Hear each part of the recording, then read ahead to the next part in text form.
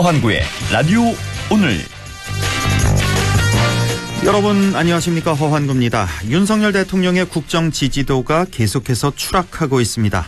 한국갤럽이 지난 5일부터 7일까지 전국 만 18세 이상 1,002명을 조사한 결과 윤 대통령의 직무수행 긍정평가가 직전 대비 2%포인트 떨어진 17%로 나타났습니다. 3주 연속 최저치 경신인데요. 윤 대통령의 직무수행 부정평가 역시 2%포인트 오른 74%로 나타나 이 역시 취임 이후 가장 높은 수치입니다. 부정평가 이유로는 역시 김건희 여사 문제가 19%로 5주 연속 최상위로 꼽혔습니다. 자세한 사항은 중앙선거 여론조사 심의위 홈페이지를 참고하시면 됩니다. 대통령실은 변화를 통해 국민의 신뢰와 신임을 다시 얻도록 치열하게 노력하겠다고 밝혔는데요. 변화와 쇄신이 말뿐이어서는 안 되겠습니다. 11월 8일 금요일 라디오 오늘 광고 듣고 시작합니다.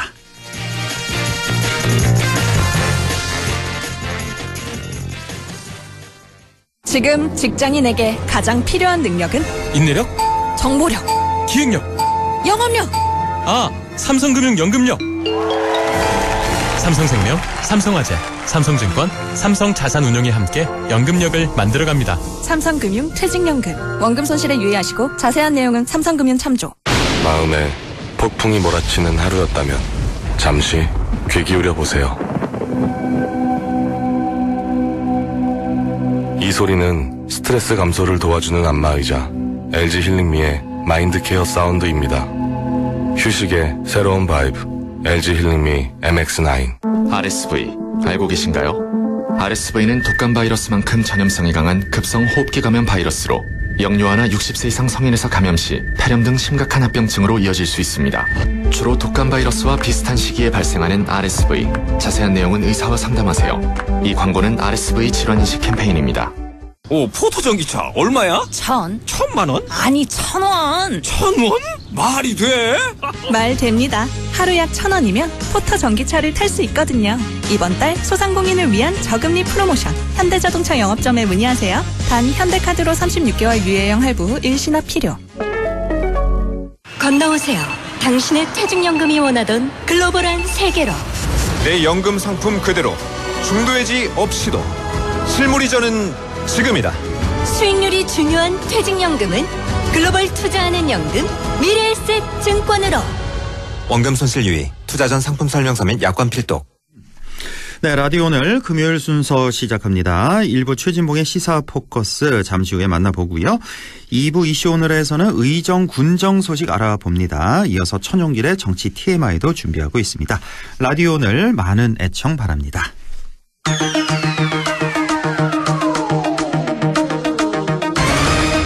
네, 최진봉의 시사 포커스 성공회대 최진봉 교수와 함께합니다. 교수님 안녕하십니까? 네, 안녕하십니까? 네, 자 어제 이어서 오늘도 윤석열 대통령 기자회견 얘기 안 할 수가 없는데요. 네네. 자 일단 뭐 내용 하나하나 좀 짚어보겠고요, 간단히. 네. 자 우선 그 자세 태도 문제 간단히 먼저 네. 좀 짚지 않을 수가 없는 게. 네. 그 자세 있잖아요, 이 쪽팔이라고 하나요? 쪽팔. 예. 쪽팔. 예. 지난번에 그 한동훈 대표랑 그 얘기할 때도 그 쪽팔해서 그 문제가 좀 됐는데, 예. 자 어제 기자회견은 그 기자들 앞에 기자들하고만 하는 사적인 대화가 아니라 국민하고 대화하는 거잖아요. 그렇습니다. 국민이 훨씬 높은 사람들이잖아요. 당연하죠. 뭐 선거 때마다 나는 국민들의 머슴이다, 심부름꾼이다 그러는데, 참 그 국민 앞에서 그렇게 쪽팔 자세를 시종일관 계속 하고 그렇게 할 수 있는지 저는 그거부터가 이제 눈에 좀 많이 거슬렸거든요. 예. 이거 맞습니다. 지금 말씀하신 것처럼 사실은 그런 태도가 지금 전국에 또 뭐 이건 전국만 전 세계의 방송이 될 수도 있는 거잖아요. 외신 기자들도 와 있으니까. 그렇다고 하면 그런 태도로 말하는 것은 바람직하지 않죠. 왜냐면 국민들이 볼 때 국민을 어떻게 생각하길래 저런 태도를 할까? 좀 더 단정한 자세로 제가 얘기하는 건 국민들이 볼 때 편안하게 대통령이 진솔하게 얘기하고 있구나 이런 느낌이 들도록 만들어야 되는 거 아니겠어요? 그럼요. 네, 그런 부분들이 전혀 없이 그렇게 팔을 벌리고 짚고서 하는 행동은 상당히 좀 무례하게 보일 수도 있어요. 보는 사람 입장에 따라서. 그러니까 시청자라는 입장이잖아요. 국민 시청자 입장인데 그런 태도가 불쾌함을 불러올 수 있는 충분한 이유가 될 수 있다고 생각하거든요. 그러니까 우리 개인 회사에서도요. 예. 우리 그 사장하고 말단 사원하고 대화를 할 때 예. 말단 사원이 사장 앞에서 그렇게 시정일관 이렇게 쫙 팔 벌리고 딱 기대서 하면은 그거 뭐라고 하겠습니까? 아, 그럼요. 그럼 기분 나쁘죠, 그거는. 일이 없다 그러죠. 사람들이 그런데 국민 앞에서 그게 일단 내내 2시간 내내 좀 거슬렸고 자 일단 내용을 좀 들어가 보겠습니다. 내용 할 게 너무 많아서요. 예. 제가 질문 드린 거 말고도 좀 짚고 싶은 내용 있으면 교수님께서 좀 짚어주시면 좋겠습니다. 자 일단 사과 문제인데 자 무엇에 대해서 사과하느냐 기자 그 몇 명이 계속 재차 질문을 했잖아요. 그런데 구체적으로 말하기 어렵다. 그냥 아내가 시켜서 했다. 이걸 어떻게 해석해야 됩니까, 우리 국민들이? 제가 볼 때는 사과할 게 없다고 생각하는데 아내가 시키니까 어쩔 수 없이 했다. 이렇게 느껴지는 거죠. 그 말 그대로. 왜냐면 사과라고 하는 건 뭘 누구에게 무엇을 잘못했는지를 명확하게 밝혀야 그게 사과가 되는 거거든요. 근데 뭘 잘못했는지 구체적으로 얘기할 수 없다는 말은 뭘 잘못한 게 없다고 본인은 생각한다고 볼 수밖에 없어요. 본인이 만약에 내가 뭔가 좀 잘못했고 국민들이 볼 때 이건 문제가 있다고 생각하니까 이 부분은 내가 사과해야지라면 밝혔어야죠. 그 질문이 들어왔을 때. 그런데 그걸 못 밝혔다는 것은 본인 입장에서는 사과할 게 없다라고 느꼈을 가능성이 있고 두 번째는 누가 시켜서 했다. 이 말은 뭐야? 자발적으로 하지 않았다는 거잖아요. 본인은 굳이 사과를 할 필요성을 느끼지 못했는데 부인이 사과하라고 하니까 어쩔 수 없이 불가피하게 했다. 이런 얘기 아닙니까? 그럼 국민들 볼 때 대체 대통령은 지금까지 한 여러 가지 국정의 문제라든지 명태균 씨 문제, 김건희 여사 관련된 여러 가지 의혹들 이런 것들이 전혀 문제라고 생각하지 않는 거잖아요. 그럼 국민들 볼 때는 사과가 아니네 이거는 이렇게 느껴질 수밖에 없어요. 예를 들면 이런 거잖아요. 가정에서도 예를 들면 남편이 부인한테 사과를 했어요. 그럼 부인이 뭘 잘못했는데? 라고 물어보잖아요. 이런 경우 많죠. 그래서 뭘 잘못했는데? 자꾸 물어보게 되잖아요. 그럼요. 왜냐면 진정성을 거기서 발견하는 거예요. 진짜 이 사람이 잘못했다는 걸 느끼고 있구나 없느냐를 그냥 모르겠는데 자꾸 사과라고 하니까 그래 사과해 이런 태도 느껴지는 거예요. 그건 대통령이 국민을 대상으로 그렇게 얘기하면 안 되죠. 그건 정말 국민을 무시하는 행동이고 국민을 바보로 알지 않는 이상 어떻게 그런 말을 할 수 있겠습니까? 그렇습니다. 저는 그래서 어제의 사과의 진정성은 없다. 그렇게 저는 생각합니다. 그러니까 취임 후 처음으로 허리까지 굽혀서 사과한 건 이번이 처음인데 좀 진정성을 담아서 어차피 할 거면 좀 제대로 좀 했으면 하는 그런 아쉬움이 있는데. 그렇죠. 근데 추경호 원내대표나 일부 친윤계 그리고 홍준표 대구시장도 마찬가지고 아주 진솔하고 소탈하고 진정성이 있었다 이런 반응을 보이는데요. 이분들이 정말 그렇게 느껴서 이런 반응을 보이는 건지. 저는 그렇다고 생각하지 않아요. 만약에 이거를 반대로 생각해서 그러면 이재명 대표가 만약에 이렇게 했다. 그걸 그냥 진솔한 상황이다 이렇게 생각할까요? 저는 아니라고 봅니다. 그냥 이건 진영 논리에 딱 빠져 있는 것이고요. 그냥 윤석열 대통령을 편들고 싶은 거예요. 근데요, 이렇게 하는 게 과연 윤석열 대통령한테 도움이 될까요? 아니, 잘못하고 있는 걸 잘못한다고 얘기하고 바로 잡으려고 노력을 해야지. 이게 잘했다고 얘기하면 윤석열 대통령 앞으로도 계속 이럴 거 아닙니까? 전혀 사과할 생각도 없는 것 같고, 느낌으로. 그리고 나서 본인이 뭘 잘못했는지, 어떤 부분이 문제인지도 파악을 못하고 있다고 하면, 바로 잡겠습니까? 바로 잡지 않죠. 본인이 잘못한 게 있다고 느껴질 때 그걸 바로 잡는 겁니다. 누구든. 근데 대통령의 어제 태도를 보면 그런 생각이 전혀 없기 때문에, 그냥 또 넘어갈 거예요. 아무 문제 없는 것처럼. 예전처럼 똑같이 할 겁니다. 시간 지나면 김건희 여사 다시 나올 거고요. 그게 반복적으로 2년 반 동안 이루어져 왔잖아요. 그런데 거기에 대한 문제점을 전혀 인식하지 못한다. 그걸 또 칭찬을 해요. 여당 일부 친윤 그룹들은 그건 대통령을 망치는 일이에요. 왜 그렇게 하는지 모르겠습니다. 저는. 그렇습니다. 자세, 태도 이 얘기가 계속 나오는 게 아까 쭉 벌린 팔 말고도 왜 반말을 자꾸 그렇게 하는지 그 공적 그 엄중한 자리에서 또 그 외신 기자 그 말귀를 알아듣지 못해서 이런 표현이라든지 전체적으로 좀 이렇게 자꾸 좀 여유 있어 보이려고 애쓰는 그런 그 몸짓, 태도 그런 게 굉장히 좀 거슬렸다는 말씀을 안 드릴 수가 없고 가장 핵심이 어제 기자회견 핵심이 바로 김건희 여사 특검 얘기 아니겠습니까? 그렇습니다. 이것도 보니까 거부 의사를 아주 명확히 했는데 그 이유가 삼권 분립에 위배된다. 김건희 여사에 대한 인권 유린이다. 이것 때문에 또 굉장한 또 공분을 샀습니다. 아니 그 왜 삼권 분리 원칙이 어긋나는지 모르겠어요. 그럼 행정부가 모든 걸 결정합니까? 아니 국회는 입법 권한이 있고요. 특검은 국회에서 국회 재량에 의해서 법을 만드는 겁니다. 그래서 그 특검법에 의해서 특검이 진행되는 것이고요.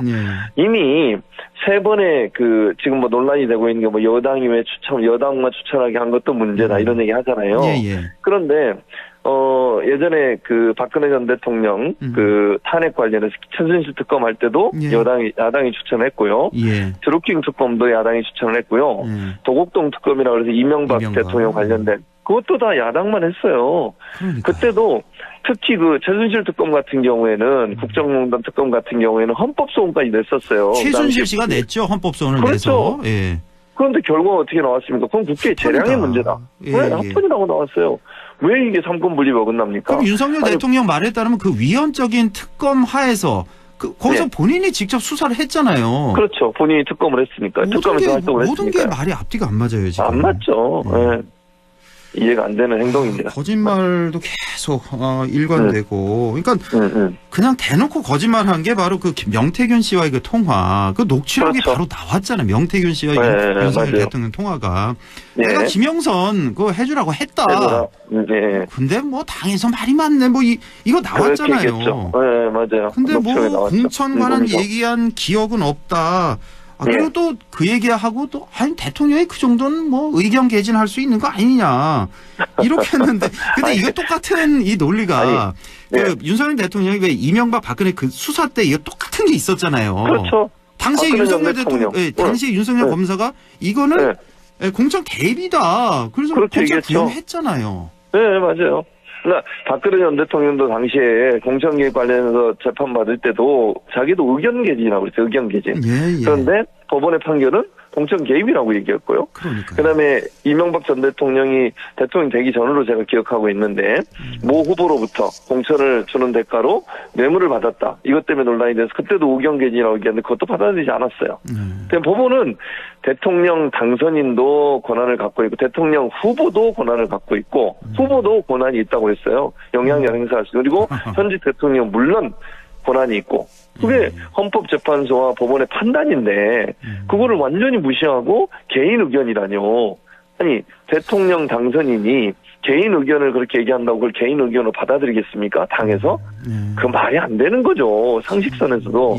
법원도 그렇게 보고 있고요. 근데 그걸 가지고 의견 개진이나 이게 무슨 회개한 주장입니까? 국민들이 그걸 듣고 정말 납득이 가네 이런 생각이 들겠습니까? 대통령 당선인 때가 대통령보다 더 권력이 세다는 말도 있어요. 그 정도로 권력을 갖고 있는 사람이 그리고 또 하나 그럼 대통령이 뭐라 그랬습니까? 공간에서 가져왔다잖아요. 왜 가져왔겠어요? 아니 아무런 영향력을 행사할 수 없는 사람이라면 왜 가져오고 민간인한테 왜 보여주는 거죠? 그러면 당시 대통령이 아니고 당선인이었으니까 본인 논리로 따지면 근데 그걸 가져온 것도 보고를 하려고 가져온 거잖아요. 그리고 예를 들면 해줘라 하니까 실제 공천을 받았고요. 그 다음날 하루 만에 이게 무슨 그러니까 논리적으로 말이 안 되는 주장을 하는 거예요 지금. 그러니까 뭐 지금 당시에 공관위원장이 뭐 윤상현인지 정진성인지 기억도 안 난다 그러고 전체적으로 어제 기자회견 내내 글쎄 뭐 기억력 아니면 뭐 판단력, 인지능력, 사리분별 이렇게 좀 어떤 문제가 생긴 거 아닌가 그런 장애가 생긴 거 아닌가 싶을 정도로 그 정도로 얼마 전에 김영선 의원 그 기자들과 얘기할 때 그 생각이 똑같이 났습니다. 그러니까요. 자, 그리고 또 하나 얘기가 되는 게 윤 대통령이 이제 잠든 사이에 김건희 여사가 윤 대통령 전화기로 이제 문자 답변을 일일이 하더라. 5시, 6시 깨봤는데 그걸 하고 있어서 미쳤냐 소리도 했다. 그랬다고 그랬죠. 이건 그러면 지금까지 윤석열 대통령이 보낸 문자 대부분 김건희 여사가 보낸 건가요? 물론 뭐 그건 그렇게는 얘기 안 했지만 지금 이 논리로 보면 윤석열 대통령의 전화기를 김건희 여사가 마음대로 접근해서 본인이 원하는 문자도 보낼 수 있고 이런 거잖아요. 이모티콘도 보낼 수 있고. 이거 얼마나 위험합니까? 그러면 지금까지 윤석열 대통령이 보낸 여러 문자들 중에 어떤 게 김건희 여사가 보낸 거예요? 그리고 더 황당한 건 본인은 또 김건희 여사 핸드폰을 볼 수가 없대요. 뭐죠 이게 대체? 아니 무슨 아니 그리고 대통령이 어쨌든 휴대전화를 가지고 여러 가지 지시도 하고 그럼 받는 사람 입장에서는 김건희 여사가 문자를 보냈는데 대통령이 보냈다고 생각을 하잖아요. 그럼요. 대통령이 뭐 예를 들면 지시사항으로 알고 그게 만약에 지금 밝혀진 건 뭐 명태균 씨가 관련된 것뿐이지만 공적인 업무에서 어떤 지시가 내려왔는데 그게 만약 김건희 여사가 보내면 그건 국정농단 아닙니까? 왜 민간인이 이래나 저래나 지시를 하는 거죠? 물론 뭐 그건 아직 증거가 안 나왔으니까 제가 확실하게 얘기할 수는 없지만 그런 경우도 있을 수 있잖아요. 만약에 핸드폰을 가지고 뭐 장관이나 아니면 뭐 주요 직책에 있는 수석이나 비서실장 이런 사람들 문자를 보냈는데 윤석열 대통령 휴대전화 번호로 김건희 여사가 보냈다면 그건 김건희 여사 국정농단에 개입한 거잖아요. 그렇죠. 누구든지 그렇게 생각할 수 있는 거 아닙니까? 그러니까 이게 지금 이 전화기 여사가 답장 보냈다. 이거는 혹시 그 나중에 그 수사에 대비한 발언 아닐까라는 생각도 들어요. 나중에 이제 수사할 때 이거 민간인 간의 사적 대화였다. 나 대통령으로서 내가 답변한 게 아니다. 이거 빠져나가기 하기 위한 그런 전략 아닌가라는 생각도 좀 들었어요, 사실. 근데 이제 그렇다 하더라도 그 전화기 소유자가 윤석열 대통령이면 받는 사람 입장에서 당연히 대통령 지시사항을 알죠. 그거는 그렇게 빠져나가기가 어렵지 않겠나 개인적인 생각이 있습니다. 그렇죠. 예. 자, 혹시 어제 기자회견에 대해서 꼭 하고 싶은 뭐 없어요? 저 하고 싶은 얘기 한마디 있어요. 아니 모든 언론사와 눈을 맞추기 위해서 앉아서 했대요. 그동안 계속 서서 했잖아요. 언론사와 눈을 맞추기 위해서 앉아서 했다. 그래놓고 MBC, JTBC는 4번의 기자회견 하는 동안 한 번도 기회를 안 줘요. 지금까지 뭐 하는 겁니까 대체? 진짜 아니 이렇게 자기한테 비판적인 언론사를 이렇게 억압하고 탄압해도 되는 거예요? 차별하고 이거는 자기는 그냥 좋은 얘기 듣고 싶은 거예요. 윤석열 대통령 이러시면 안 돼요. 그리고 국회 가는 것도 뭐 가서 피켓 시위한다 뭐 비판한다 이것 때문에 안 갔대요. 미국의 대통령들도 다 비판받으며 갔고요. 한국의 문재인, 박근혜 두 사람도 비판 많이 했었어요. 그 당시 야당이. 그때도 다 참석했습니다. 무슨 핑계 댈 걸 핑계를 대야지.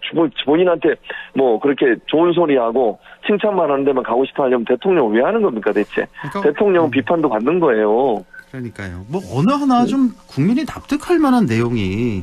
그러니까 어제 시작하고 한 1분 정도 이제 사과했잖아요. 일어나서 사과하고. 그래서 저는 잔뜩 기대를 갖고 또 생방송 지켜봤죠. 그러니까 1분 이후로는 납득할 만한 내용이 전혀 없었다. 거의 없었죠.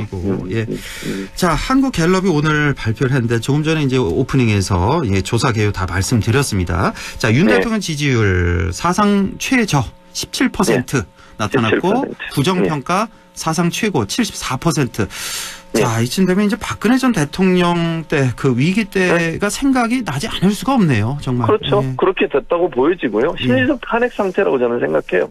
국민들은 이미 윤석열 대통령을 대통령으로 인정하지 않고 있다. 이렇게 볼 수 있고요. 박근혜 전 대통령이 15% 정도일 때 이제 탄핵이 된 걸 저는 기억을 하는데 이게 지금 17%면 2% 차이고요. 만약 이게 오차범위가 지금 플러스 마이너스 몇 %가 모르겠는데 3% 보통 그렇게 나오잖아요. 그럼 15%까지 떨어졌다고도 볼 수 있는 거예요. 오차범위 내에 있으니까. 그러니까 저는 이 정도 그 여론조사 지지율이 나오면 정말 뭐 사람들 앞에, 국민들 앞에 섰고 대제한다고 저는 생각합니다. 그렇습니다. 국민들의 마음을 얻지 못한 부분에서 용서를 빌어야 돼요. 사과로 끝날 문제가 아니고요. 그렇습니다. 결단해야 된다. 국민들은 이미 버렸어요. 근데 심리적 탄핵을 당한 상태에서 계속 본인의 주장만 하고 본인이 원하는 얘기만 하고 끝까지 본인의 어떤 태도를 바꾸지 않겠다고 하면 그거는 뭐 다른 방법이 없죠. 이제는 뭐 국민들이 행동하는 수밖에 없다는 생각이 들 정도인데 너무 안타깝고 이런 결과를 가져옴에도 불구하고 전혀 위기감을 느끼지 못하고 전광판 보지 않는다잖아요. 선수로 뛰면서 참 그러려면 왜 뛰는 거죠 선수로? 아니 선수가 열심히 전광판 보고 본인 실력이 떨어지거나 점수가 뒤지고 있으면 열심히 뛰려는 마음을 가져야 되는 거 아니에요? 잘못된 게 있는지 돌아보고 바로잡고 그러려고 전광판이 있는 거예요. 숫자도 있고 그거 안 보겠다는 것은 국민들이 경고하는 거 전혀 듣지 않겠다. 이런 오만한 태도라고 생각합니다. 이 여론조사에서 가장 눈에 띄는 게 지난주 조사에서 이제 19% 나왔을 때 대구 경북 지지율이 1%포인트 더 낮았어요. 18%가 나왔거든요. 그래서 저는 이거 좀 튄 조사 아닌가. 표본이 너무 적어서 된 거 아닌가 싶었는데 이번 주도 마찬가지입니다. 22%인가 23%. 그러니까 그대로 이 우리 지역 대구 경북 지역민들이 많이 돌아섰다는 걸 이 조사를 보면 알 수가 있습니다.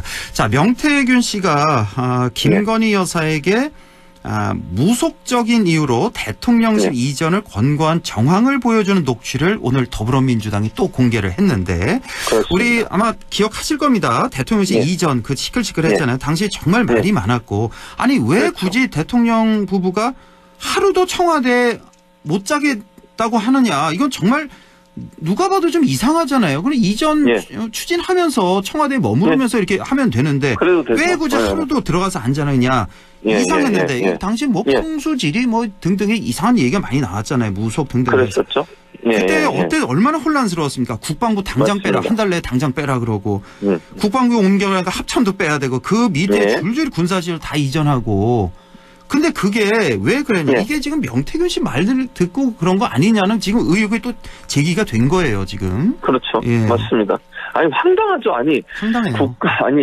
대통령의 집무실로 옮기는데, 물론, 명태균 씨의 일방적인 주장이라고 또 얘기할 수 있으니까, 지금 뭐 확인이 안 된 거지만, 명태균 씨의 주장에 따르면, 그거를 명태균 씨가 얘기했다는 거 아닙니까? 김 여사한테. 하루 거기 들어가는 순간 죽는다. 이건 제가 순화해서 표현한 거고요. 경상도 사투리로 이제 죽는다 이런 표현을 쓴 거잖아요. 그러니까 그렇습니다. 무서워서 못 들어갔다는 거 아닙니까? 아니 이런 식으로 국정을 운영하면 이게 말이 됩니까? 아니 한 사람의 뭐 그 사람이 무속인지 아닌지 모르겠지만 명태균 씨가 그렇게 들어가면 죽으니까 들어가지 마 그러니까 안 들어간다고요? 아니 이게 대체 근데 문제는 이게 밝혀진 게 이거지만 만약에 뭐 어떤 중요한 결정을 하는 국정 관련해서 그런 과정에도 이런 얘기를 할 수 있잖아요. 또 명태균 씨가. 그럴 가능성이 뭐 엘리자베스 2세 조문 안 한 것도 뭐 그런 영향이 있다는 얘기도 있는 거고 그렇죠. 여러 가지 상황에 있어서 외교 활동이나 국정 운영 과정에서 다 밝혀지지 않았지만 명태균 씨가 만약에 그런 식으로 조언을 했다면 꿈자리가 안 좋다. 누가 누구를 삶아먹는 꿈을 꿨다. 이런 얘기를 했다는 거 아닙니까? 이게 대체 누가 지금 무슨 정권입니까 이게? 오늘 그 공개한 녹취 공개 내용이 정확히 말씀드리자면 명태균 씨가 이렇게 얘기를 합니다. 청와대로 옮기면 그쪽 광화문 쪽으로 옮기면 죽는다. 그러니까 돼진다라고 표현을 했어요. 돼진다. 죽는다. 북악산은 좌측으로 꺾여 있고 북한산은 오른쪽으로 꺾여 있고 뭐 이런 식으로 얘기를 했던 녹취록이 그대로 나왔고 또 뭐 장림무사 안진뱅이 주술사 얘기도 좀 뒷받침하는 그런 녹취록도 함께 있었다는 말씀드리고요. 자, 짧게 하나만 명태균 씨 오늘 저 검찰 출석했는데 뭐 단돈 1원도 안 받았다. 난 여태까지 폭로한 게 하나도 없다. 녹취록에 그대로 김영선 의원 그대로 반띵해가지고 받은 게 그대로 나와 있는데. 그러니까요. 이해가 안 되죠. 참. 아니 그리고 더 웃긴 건 그러면서 계좌 추적 팀이 왔대요. 본인이 현금으로 받았잖아요. 현금으로 받았죠. 그러니까 뭐 현금이라 안 걸린다고 생각했나 봐요. 아니 그러니까 계좌 추적을 해봐라. 돈의 흐름을 보면 안 돼요. 지금 흐름이 나왔잖아요. 김영선 전 의원이 자기 세비의 반을 넘겨준 거잖아요. 이게 명확한 근거 아닙니까? 그렇습니다. 지금 검찰이나 아니면 국민들이 의심하는 것은 공천의 대가로 해서 돈을 받은 거고 그 세비의 반을 받아왔다라고 하는 게 논란이고 물론 명태균 씨는 그게 빌려준 돈을 받았다고 주장을 하는 거죠. 근데 그게 아니 그럼 왜 빌려줬다는 증거나 차용증이나 이런 것도 아직은 발견되지 않고 있어요. 그렇죠. 그리고 왜 세비의 반을 넘겨줍니까? 그것도 정확히 계산해 1원 한 장도 틀리면 안 된다고 명태균 씨가 얘기하는 녹취록도 있어요. 강혜경 씨가 현금으로 찾아서 전달하고. 찾아서. 그럼 그거는 계좌로 간 게 아니잖아요. 그렇죠. 그러면 현금으로 간 거는 왜 조사 안 해야 돼요? 그러니까 그런 여러 가지 정황을 보면 명태균 씨가 오늘 했던 말을 믿기가 어려워요. 너무 황당한 거. 폭로는 없었다고 그래요. 폭로하지 않았다고 본인이 주장하잖아요. 여태까지 폭로한 건 뭐예요? 그러니까요. 근데 더 웃기는 건 그리고 나중에 뭐라 그러냐면 기자가 계속 질문하니까 아직 폭로 안 했지만 폭로할 게 있다고 얘기해요. 그러니까 이거 참. 그건 뭔가 있는 거잖아요. 그러면 폭로를 안 했지만 그건 뭐예요 대체? 이게 무슨 앞뒤 말이 안 맞아요. 얘기 자체가. 아유 할 얘기는 정말 많은데 교수님 오늘 여기까지만 하도록 하겠습니다. 성공회대 최진봉 교수였습니다. 고맙습니다. 네 감사합니다. 네 라디오 오늘 2부에서 뵙겠습니다.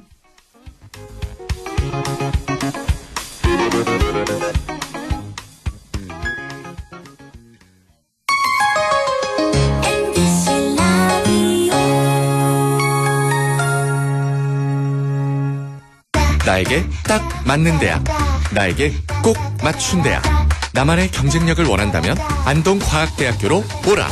시대에 딱 취업중심 실전학과, 학생의 꼭 현장중심 실무교육, 취업에 맞춤, 내 꿈에 맞춤, 나의 드림핏 안동과학대학교. 건너오세요. 당신의 퇴직연금이 원하던 글로벌한 세계로. 내 연금 상품 그대로 중도해지 없이도 실물 이전은 지금이다. 수익률이 중요한 퇴직연금은 글로벌 투자하는 연금 미래에셋 증권으로. 원금 손실 유의, 투자 전 상품 설명서 및 약관 필독.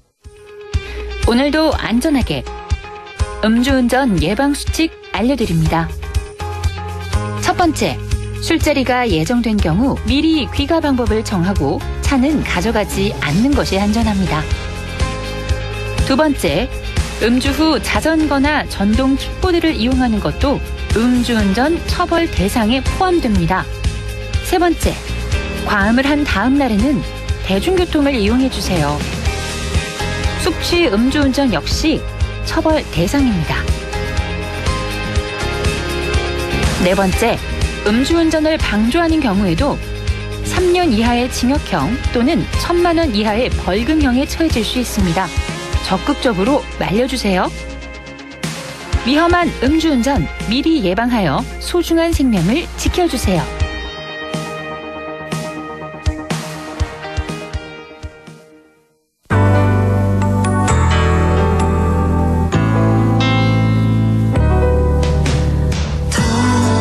어렵던 날도 많았죠. 우리 함께 한다면 따스함을 느껴요. 사랑이 있어요. 소중한 꿈을 이뤄봐요. 우리 함께 여기 있으니 감동과 사랑 있는 MBC 라디오 문화방송 100.1 MBC 라디오. 네, 6시 31분 44초 지나고 있네요. 이슈 오늘 시작합니다. 오늘은 의성군 소식 알아봅니다. 의성군 홍보소통과의 권기범 주무관 연결되어 있습니다. 안녕하십니까? 안녕하십니까. 의성군 홍보지방령 권기범 인사드립니다. 의성군 홍보지방령. 예. 지방령이 뭐예요? 제가 오랫동안 홍보과에서 홍보 업무를 맡고 있었기 때문에 지방령이라고 표현했습니다.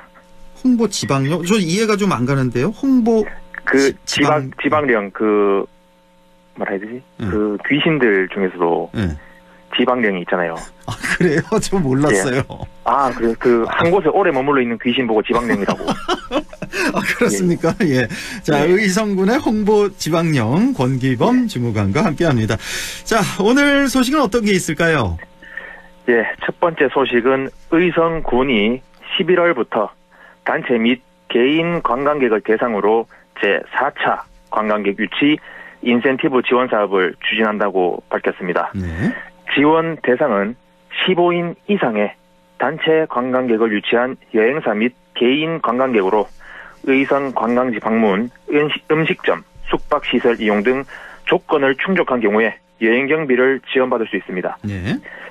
여행사의 경우에 당일은 1인당 1만 원, 숙박은 1인당 2만 5천 원이며 개인이 숙박을 할 경우에도 1인당 2만 5천 원 상당의 여행 경비를 지원할 계획입니다. 네. 접수 기간은 12월 15일까지로 여행 일정 5일 전까지 사전 여행 계획서를 제출해야 됩니다. 인센티브는 여행 종료 후에 10일 이내 증빙 자료를 제출하시면 심사 후에 지원해드립니다. 그렇군요. 의성 여행도 하고 여행 경비 지원금도 받고 이거 놀면서 돈 번다는 말이 여기에 해당되는 것 같네요. 예. 그렇죠? 예. 자, 의성의 전기 자동차 부품 제조 사업을 투자해서 일자리 창출에 나섰다는 소식도 전해주시죠. 예, 의성군이 또 전기차 전용 부품 제조 사업에 투자 업무 협약을 체결했다고 밝혔습니다. 예. 이번 MOU를 통해서 의성 농공단지에 2027년까지 4년 동안 4년간 489억 원 규모의 전기자동차 전용 부품 제조 라인을 신설하고 증설 그리고 기술센터와 연구소를 설치합니다. 네. 그리고 최대 90명의 기술 연구 인력을 채용할 계획에 있습니다. 아, 그렇군요. 우리 저기 이제 2차 전지 산업 같은 경우는 상주 쪽이 좀 앞서가는 걸로 제가 기억하고 있는데 의성군도 이렇게 뛰어들었네요. 예. 자, 의성에서 따라잡겠습니다. 예. 자, 이제 가을이 깊어가면서 아주 단풍도 예쁘게 물들고 있는데, 예. 그런데 이 소나무는 재선충병 때문에 아주 머리가 지금 아프다고 하는데, 자, 의성이 재선충을 막기 위해서 노력을 하고 있다고요? 예, 그 재선충병에 대해서 간단히 설명드리겠습니다. 예. 재선충은 소나무가 말라 죽는 병입니다. 네. 예, 말라 죽는 병인데 요거는 또 치료가 잘 안 됩니다. 그래서 아예 완전 파쇄를 해야 되는데 예. 또 전염성이 강해서 이제 의성군은 소나무 재선충병 확산을 방지를 위해 가지고 11월부터 1차 방제 작업을 실시하고 내년이죠. 25년 1월부터 3월 말까지 2차 방제 작업을 실시합니다. 네. 올해 하반기에는 7억 원을 투입해가지고 감염 의심목, 시료 채취 및 합재 나무 주사, 그리고 피해 고사목 벌채 및 파쇄 사업을 통해서 우량 소나무림을 보정하면서 그 또 올해 춘산면에서 소나무 재선충병이 감염이 됐거든요. 예. 조기에 발견해가지고 다행입니다.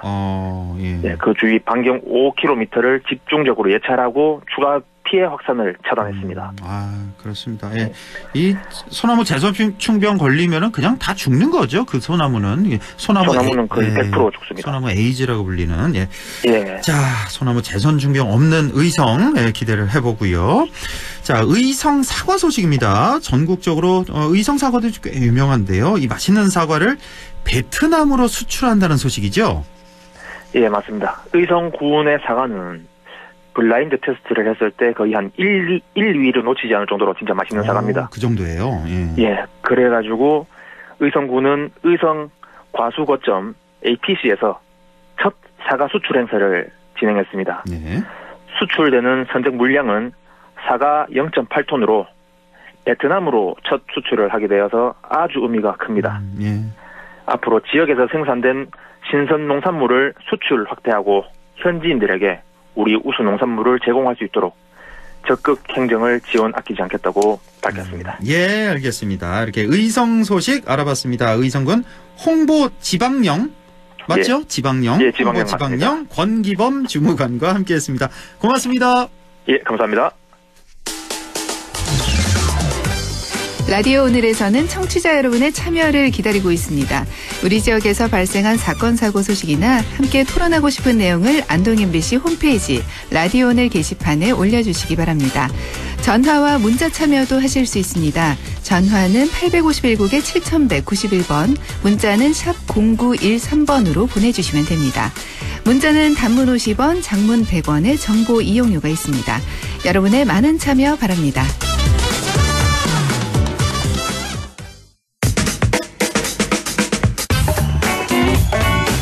네, 천용길의 정치 TMI 천용길 시사평론가와 함께합니다. 안녕하십니까? 네, 안녕하십니까? 네, 오늘 정치 TMI 주제는요? 네, 본격적으로 대구 경북 행정통합 주민설명회가 어제부터 시작이 됐습니다. 네. 또 오늘은 경북의 시장 군수가 이철우 경북도지사와 행정통합 간담회를 갖기도 했는데요. 이 쟁점이 되는 내용은 좀 별도로 하고 절차에 대한 문제 지적이 좀 잇따르고 있습니다. 그래서 오늘은 제기되고 있는 대구 경북 행정통합 이 주민투표에 대한 쟁점, 이 팩트 체크를 한번 해보도록 하겠습니다. 네, 어제 이제 경상북도가 포항에서 이제 동부권 주민 설명회를 열었죠. 이제 앞으로 이제 북부권, 뭐 서부권, 남부권 다 연다고 하는데. 네. 자, 어제 이 주민 설명회에서도 그 주민 투표 관련한 얘기가 쟁점이 됐었죠. 그렇습니다. 어제 나왔던 다양한 질문 가운데 이 절차와 관련해서는 너무 성급하다. 이 주민들의 의사 반영이 안 되고 있다. 이런 이야기가 쏟아졌습니다. 생각해보면 주민설명회가 열린 시간도 평일 오전이었고 이 포항과 경주, 영덕, 울진, 울릉까지 한 권역으로 5개 시군을 묶어서 이 주민설명회를 했는데 이 참가자가 굉장히 좀 적었습니다. 일반 주민들은 그렇게 많이 안 왔을걸요. 다 뭐 취재진이나 이런 사람들이었죠. 네, 뭐 대부분 이 이장과 뭐 통장 그리고 이 반대 의견을 가지고 있는 주민들이 뭐 참여하는 수준이었는데요. 그렇겠죠. 어제 열렸던 이 설명회를 보면 이 포항시민단체 연대의 소속 회원들이 이 통합에 반대한다는 이 반대 피켓팅을 했고 이 북부권 주민들이 한 30명 정도 참여를 했습니다. 북부권에서도 주민들이 가서 들었군요. 예. 그렇습니다. 예. 이어진 이 자유토론 자리에서 관련한 지적이 나왔는데요. 일단은 절차적인 민주주의가 좀 결여돼 있다. 이 주민 의견 수렴이 없는 일방적인 추진이다라고 이 문제가 주로 지적이 됐습니다. 이 좁혀 보면 절차적 문제가 두 가지 쟁점이었는데 현재 방안을 보면 경상북도 의회의 의결만으로 추진하는 게 맞느냐 이런 지적이 나왔습니다. 특히 각 시군 의회도 있는데 이 시군 의회 의견은 전혀 반영이 안 되고 있다. 가령 예천군 의회와 안동시 의회는 의회 차원에서 좀 반대 입장을 내고 있지 않습니까? 그럼요. 예. 네, 이 관련해서 시군 의회 의견을 반영할 수 있는 과정이 없다라는 이야기가 나왔고 또 한 가지는 주민투표에 붙여야 된다라는 지적이 나왔습니다. 지금 주민투표를 안 하겠다는 입장이잖아요.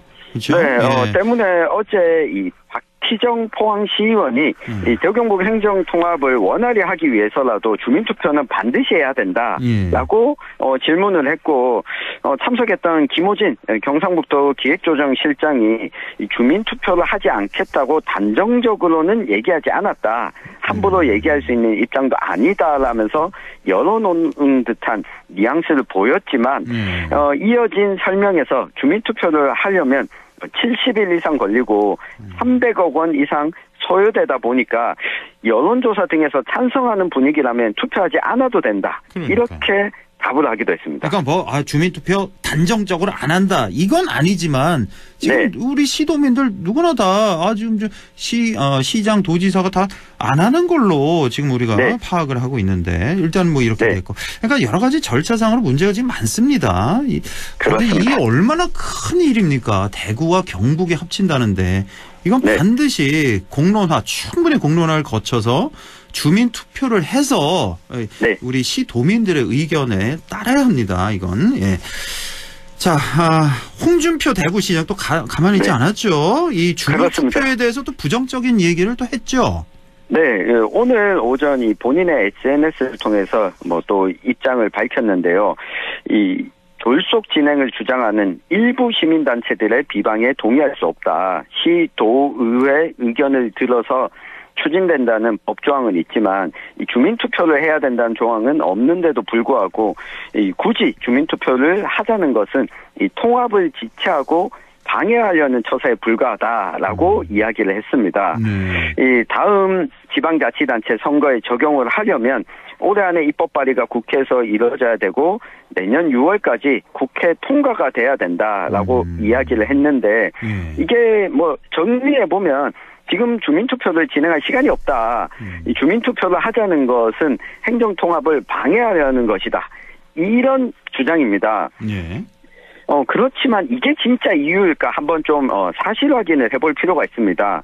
먼저 행정통합을 추진하는 쪽에서 낸 의견인데 행안부가 광역단위 행정통합에서는 주민투표를 필수적인 요구사안으로 요구하지 않았기 때문에 게다가 주민투표를 추진하더라도 이게 특별법을 통해서 진행하는 국가사무라서 대상이 안 된다. 이런 주장을 내고 있는데 이것부터 좀 검증이 필요합니다.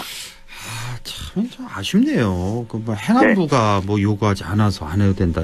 이거 우리의 일인데 우리 주민들의 삶에 직접적인 영향을 끼치는 일인데 글쎄요 올해 입법 발의하고 내년 6월까지 국회 통과해야 된다는 글쎄요 국회 입법 발의가 그렇다 치고 통과가 되겠습니까? 이런 절차상의 하자가 있는데 참 이게 참 여러 가지로 문제가 많은 것 같습니다. 자 이런 여러 가지 이런 경상북도나 대구시의 이런 입장에 추진하려는 입장에 대해서 우리 주민들 입장 어떻게 보십니까? 이 납득하기가 좀 어렵지 않겠습니까? 그렇습니다. 기본적으로 행정안전부가 요구하는 기초자치단체 간 행정통합의 경우에는 무조건 좀 주민투표를 진행하도록 하고 있습니다. 아, 그래요? 기초자치단체 간의 행정통합은 네. 무조건 네. 주민투표를 해야 된다. 그렇습니다. 그러니까 얼마 전에 왜 안동 예천 행정통합 같은 경우는 그건 무조건 주민투표를 해야 되는 거고. 그렇습니다. 그렇게 되는 거예요? 광역자치단체 간에는 그런 건 네. 없다 이런 거예요? 네.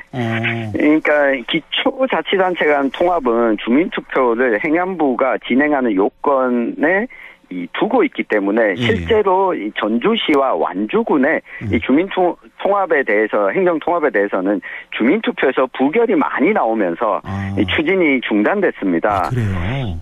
네. 그래서 이번 행정통합 논의하는 과정에서 이런 이야기가 나올 수밖에 없는 건데 이게 추진을 주장하는 쪽에서는 국가 사무를 이양받아서 지자체의 권한을 더 가지고 온다고 했는데 명확하진 않지만 시군의 권한이 늘어나든 줄어들든 어떤 부분에서는 조정이 있을 수밖에 없고 우리 주민들의 삶에 영향을 끼칠 수밖에 없습니다. 그럼요.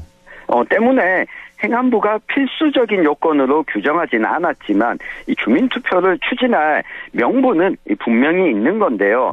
이 주민투표법상 투표를 할 수 있는 대상을 보면 재판 중인 사안이거나 국가 권한 관련 사항이거나 다른 지자체 관련 사안 그리고 지방세처럼 법으로 불가능한 사안을 제외한 모든 것을 주민투표를 할 수 있다. 이렇게 규정하고 있기 때문에 이 대구시와 경상북도가 동시에 추진하는 것은 안 되지만 각각의 이 대구시장 경북도지사가 주민투표에 붙이는 것은 가능한 상황입니다. 그러니까 법상으로는 그러니까 주민투표를 실시해도 되고 안 해도 되고 이런 거군요. 그러니까 그렇습니다. 정확히 따지고 보면 네. 자, 시기적으로 이거 너무 촉박한 거 아니냐. 이런 얘기도 있는데요. 어떻게 보십니까? 네, 이거는 주민투표를 할 때 어떤 걸 투표에 붙이냐의 문제인데요. 완전히 이 특별법을 어떻게 만들 거냐, 이것은 주민투표의 대상이 되지 않습니다. 다만 경상북도가 몇 가지 방식으로 이런 방식의 행정통합을 추진하고자 하는데 시민 여러분은 찬성하십니까? 반대하십니까? 라는 것은 주민투표를 할 수가 있습니다. 그러니까 법안이 완전히 만들어지기 전에 오히려 주민투표를 진행하게 된다면 주민들이 원하는 행정통합 방안을 마련할 수 있기 때문에 시간상 촉박하다는 얘기는 이 법안을 만드는데 시간상 촉박한 것이지 오히려 이 주민들의 이런 내용으로 통합한다면 우리는 찬성한다라고 하게 되면 법안을 만드는데도 이 도움이 될 수 있기 때문에 이 주민투표를 시간적으로 부족해서 못한다라고 하는 것은 오히려 좀 맞지 않아 보이는 상황입니다. 그러니까 이거 좀 이 부분이 납득이 안 가요. 이렇게 중차대한 일을 뭐 올해 말까지 뭐 결정해야 된다 등등. 이게 어떤 도민들이 이걸 납득을 하겠습니까? 네, 뭐 한 가지만 더 말씀을 드리면 오늘 부산과 경남이 행정통합 공론화위원회를 구성을 했습니다. 부산과 경남이요? 네. 부산과 경남이 공론화위원회를 구성을 하면서 이 공론화위원회 운영과 주민투표를 실시할지 여부도 여기서 좀 논의를 하자. 그러니까 주민투표 자체를 완전히 열어놓고 추진을 하게 됐는데 만약 저쪽은 부산 경남은 주민투표 하자라고 하는데 대구 경북은 주민투표를 실시하지 않으면 오히려 이 동력을 상실할 수도 있는 상황입니다. 그렇군요. 그러니까 이 행정통합을 하지 말자는 얘기가 아니에요. 오늘도 아까 이철우 지사가 우리 경북의 그 시장 군수들과 그 간담회를 가졌다고 하잖아요. 여기서 했던 얘기가 그냥 우리 이대로 죽을 거냐 아니면 발버둥이라도 쳐보고 죽을 거냐 이런 발언을 했다고 하는데 그냥 죽을 수는 없죠. 발버둥 쳐야 되는데 왜 이렇게 급하게 하냐 이거죠. 주민들 의견을 반영을 해야죠. 자, 예산이 많이 든다는 주장도 있잖아요. 뭐 경북만 해도 뭐 300억인가요? 뭐 이렇게 든다는 주장이 있는데 이건 어떻게 보십니까?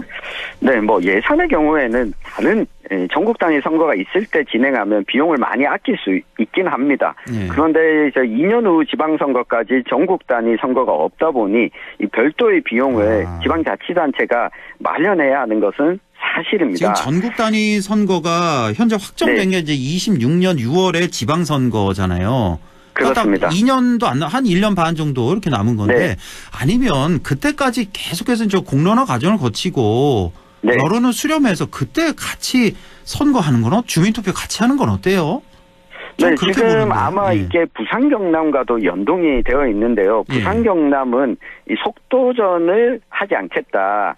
그러니까 이 지방선거 때 이 주민투표를 진행할 수도 있다라고 하는 것까지 열어놓고 있거든요. 그래요? 예. 네.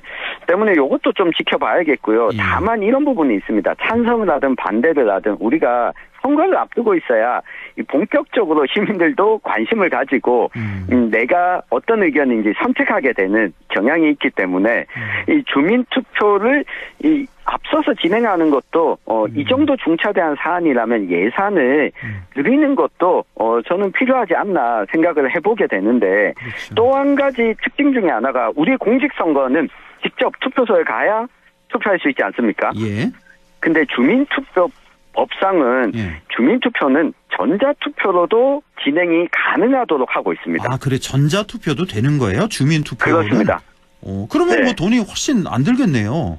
그렇습니다. 뭐 예산 관련한 비용도 상당히 좀 줄일 수도 있고요. 오히려 여론조사를 진행하는 것보다 주민들의 다양한 의견을 수렴하고 통합 방안과 관련해서도 어떤 방식이 좋을지도 조금 여러 가지 이 선택지를 둘 수 있기 때문에 이 주민투표의 진행 방식도 열려 있다는 점이 있고요.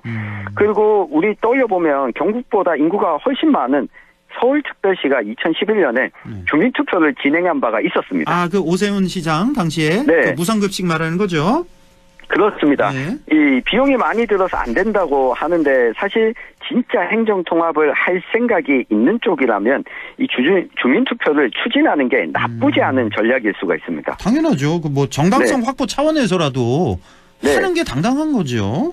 그렇습니다. 이게 앞서 서울시 주민투표 이야기를 했는데 당시에는 무상급식을 좀 반대하는 쪽에서 오세훈 시장이 주민투표를 붙였는데 찬성하는 쪽에서 주민투표 참여 거부 운동을 벌였습니다. 그렇죠. 그러다 보니까 개표 요건 자체가 성립되지 않으면서 오세훈 서울시장이 사퇴했는데 지금 행정통합의 경우에는 투표 참여를 아예 거부한다 이러기에는 좀 쉽지 않은 상황이지 않습니까? 때문에 도민 의견이라고 하는 점을 강하게 좀 부각시킨다면 통합을 추진하는 쪽에서도 적극적으로 주민투표 진행을 검토해 볼 필요가 있어 보이고요.